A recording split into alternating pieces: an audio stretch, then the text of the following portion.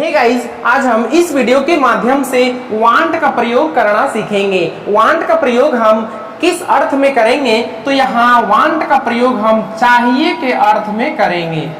अब आपको तो कंफ्यूजन लग रहा होगा, शुड मीन्स होता है चाहिए, शुड मीन्स चाहिए के अर्थ में यूज किया जाता है, लेकिन हाँ शुड के बाद हमेशा वर्ब वन आता है, लेकिन यहाँ वांट के बाद हमेशा नाउन आता है। तो यहाँ वांट का हम यूज कैसे करेंगे? सबसे पहले इसका स्ट्रक्चर है सब्जेक्ट प्लस वांट या वांट्स प्लस नाउन। हमेशा जब वांट मीन्स अगर हम चाहिए के अर्थ में अगर यूज करते हैं तो वांट या वांट्स के बाद हमेशा क्या आएगा? नाउन आएगा। तो जब नाउन आएगा तो उसका मीनिंग हो जाएगा चाहिए। इसका मतलब वांट मीन्स, तो शुड के बाद कभी भी नाउन नहीं आता है, शुड के बाद हमेशा वर्ब वन का यूज होता है। तो यहाँ वांट मीन्स चाहिए के अर्थ में यूज करने के लिए हमें वांट के बाद नाउन का यूज करना होता है। तो यहाँ हम अब ट्रांसलेट करके देखेंगे। मुझे एक कलम चाहिए, तो मुझे means I want a pen. I want a pen, I हो गया सब्जेक्ट, यहाँ वांट और अ पेन नाउन। तो मुझे एक कलम चाहिए, it means I want a pen. तो यहाँ वांट मीन्स क्या हुआ? चाहिए। मुझे एक कलम चाहिए, इसका मतलब I want a pen. Next है उसे मोबाइल चाहिए, उसे मोबाइल चाहिए, तो उसे का हो जाएगा ही या सी।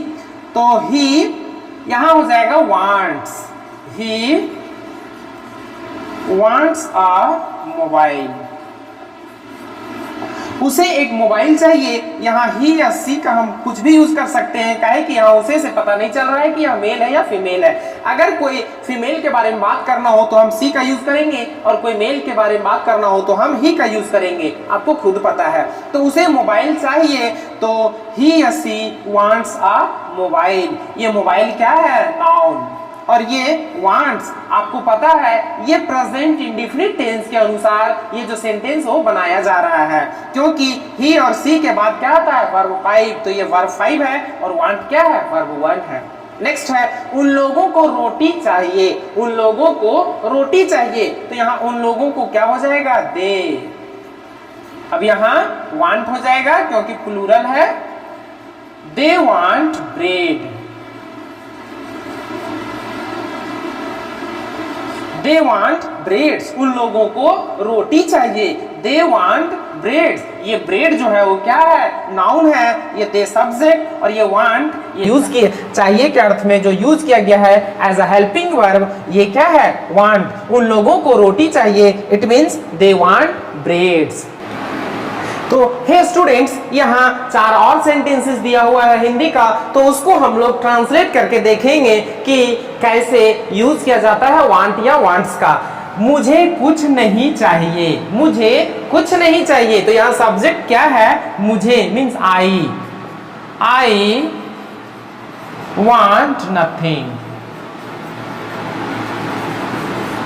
I want nothing, nothing means क्या? कुछ नहीं। तो कुछ नहीं क्या है? कि मुझे कुछ नहीं चाहिए, तो आई वांट नथिंग। उसे क्या चाहिए? ये क्या है? इंट्रोगेटिव सेंटेंस है, और ये जो है नेगेटिव सेंटेंस है। नथिंग मीन्स कुछ नहीं, तो उसे क्या चाहिए? तो उसे का हो जाएगा ही, और यहाँ क्या है? तो क्या के लिए क्या हो जाएगा? व्हाट।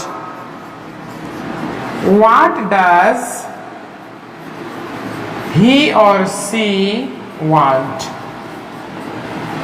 उसे क्या चाहिए? इसका मतलब what does he या she want? उसे क्या चाहिए? what does she want या what does he want? Ramesh को चाय चाहिए, रमेश को चाय चाहिए, तो यहाँ रमेश wants tea। रमेश को चाय चाहिए, इसको हम इंग्लिश में कैसे बोलेंगे? Ramesh wants tea. हम लोगों को चावल दाल चाहिए, हम लोगों को चावल दाल चाहिए। जब आप होटल में जाते हैं तो होटल वाला आपको पूछता है कि क्या चाहिए, तो आप बोलते हैं हमें चावल दाल चाहिए या पनीर रोटी चाहिए, जो भी आपको बोलना रहता है। तो आप अगर चावल दाल खाना होता है तो आप बोलते हैं कि हम लोगों को चावल दाल खाना है, हम लोगों को चावल दाल चाहिए। तो इसको हम लोग बोलेंगे we want rice and pulse.